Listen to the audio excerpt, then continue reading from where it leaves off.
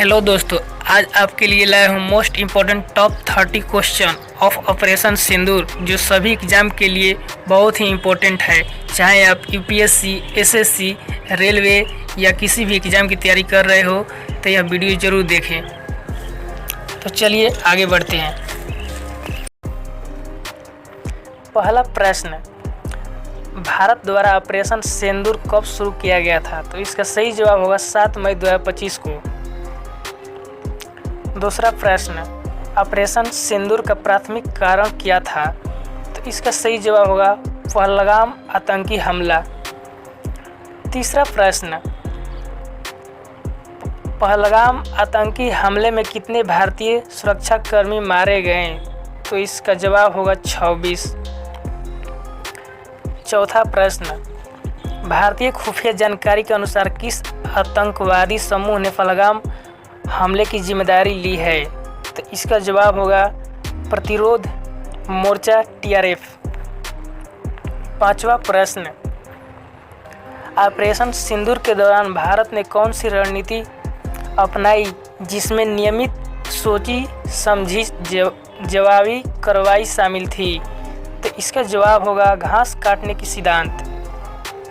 छठवां प्रश्न, ऑपरेशन सिंदूर ने भारत की सैन्य रणनीतियों में स्वयं से अधिक बदलाव को चिन्हित किया।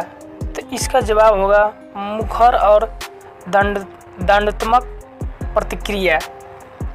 सातवां प्रश्न, पाकिस्तान और पाक अधिकृत कश्मीर में अंदर तक सटीक हमले करने के लिए भारत द्वारा किस प्रकार के हथियारों का व्यापक रूप से उपयोग किया गया? तो इसका जवाब होगा हवा से प्रक्षेपित क्रूज मिसाइल और ड्रोन जैसे स्टैंड ऑफ हथियार। आठवां प्रश्न, ऑपरेशन सिंदूर में पाकिस्तान को लगभग कितने लोग आतंकवादी और पाकिस्तानी सैनिक हताहत हुए? तो इसका सही जवाब होगा 200 से अधिक। नौवां प्रश्न, ऑपरेशन के बाद सैटेलाइट इमेजरी में निम्नलिखित में से किस पाकिस्तानी एयरबेस को व्यापक क्षति होने की पुष्टि हुई थी? तो इसका जवाब होगा नूर खान एयरबेस। 10वां प्रश्न, ऑपरेशन सिंदूर का एक उल्लेखनीय पहलू युद्ध संचालन और मीडिया ब्रीफिंग में किस समूह की महत्वपूर्ण भूमिका थी? तो इसका जवाब होगा महिला पायलट। 11वां प्रश्न, किस भारतीय स्वदेशी नेविगेशन प्रणाली ने कथित तौर पर हमलों की सटीकता में महत्वपूर्ण भूमिका निभाई? तो इसका जवाब होगा IRNSS नाविक। 12वां प्रश्न, ऑपरेशन सिंदूर के लिए युद्ध विराम पर 10 मई 2025 को किस समय IST सहमति हुई? शाम 5 बजे। 13वां प्रश्न, ऑपरेशन सिंदूर के पाकिस्तान पर प्रभाव में किस जनरल की पदोन्नति शामिल थी जिसे प्रतिष्ठा बचाने वाले उपाय माना गया? तो इसका जवाब होगा जनरल असीम मुनीर। 14वां प्रश्न, युद्ध विराम के बाद ऑपरेशन सिंदूर की स्थिति का वर्णन करने के लिए भारत ने किस वाक्यांश का प्रयोग किया? तो इसका जवाब होगा रुका हुआ खत्म नहीं हुआ।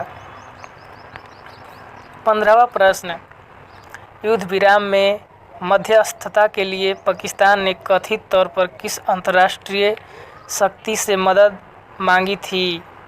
तो इसका जवाब होगा संयुक्त राज्य अमेरिका। 16वां प्रश्न, ऑपरेशन सिंदूर को भारत की निम्नलिखित रक्षा नीति को मान्यता प्रदान करने के रूप में देखा जाता है? तो इसका जवाब होगा आत्मनिर्भर भारत। 17वां प्रश्न, सैन्य कार्रवाई के अलावा पाकिस्तान की कार्रवाइयों के जवाब में भारत ने कौन से गैर सैन्य उपाय पर विचार किया, हालांकि उसे स्थगित रखा गया? तो इसका सही जवाब होगा सिंधु जल संधि को समाप्त करना। 18वां प्रश्न, निम्नलिखित में से कौन पाकिस्तान पीओजेके के अंदर भारत द्वारा किए गए पुष्टिकृत आतंकी लक्ष्यों में से नहीं था। तो इसका जवाब होगा एबटाबाद परिसर। 19वां प्रश्न, 10 मई 2025 को केवल 8 घंटे तक चलने वाले पाकिस्तान के जवाबी ऑपरेशन का क्या नाम था? तो इसका जवाब होगा ऑपरेशन बुनियान अल मारसूस। 20वां प्रश्न, द वायर जैसे कुछ आलोचकों के अनुसार ऑपरेशन सिंदूर किस स्तर पर विफल रहा?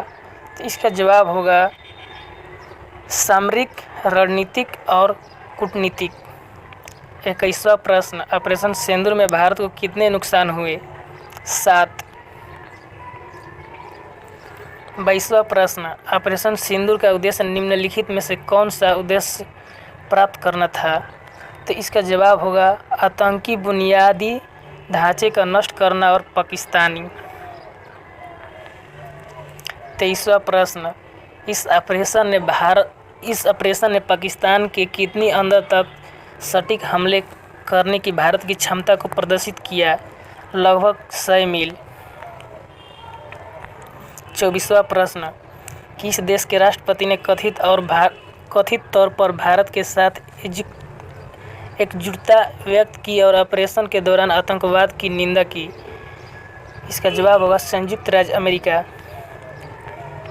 25वां प्रश्न, ऑपरेशन सिंदूर का लिंग आधारित चित्रण निम्नलिखित को संदर्भित करता है।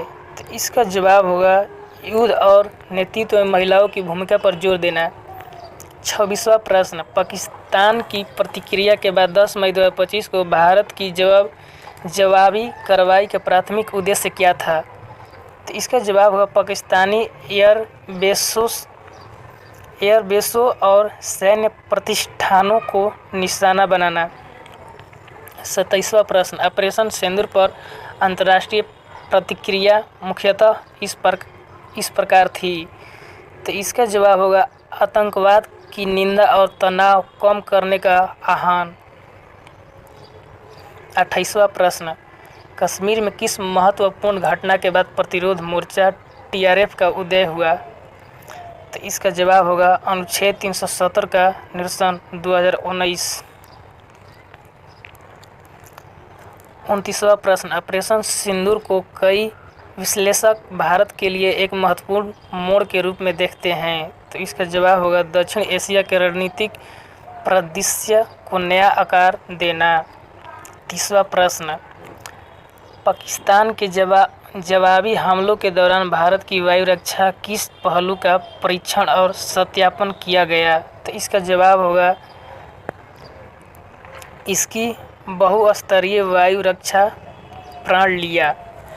ऐसे ही वीडियो देखने के लिए हमारे चैनल को सब्सक्राइब करें और अपने दोस्तों को शेयर करें।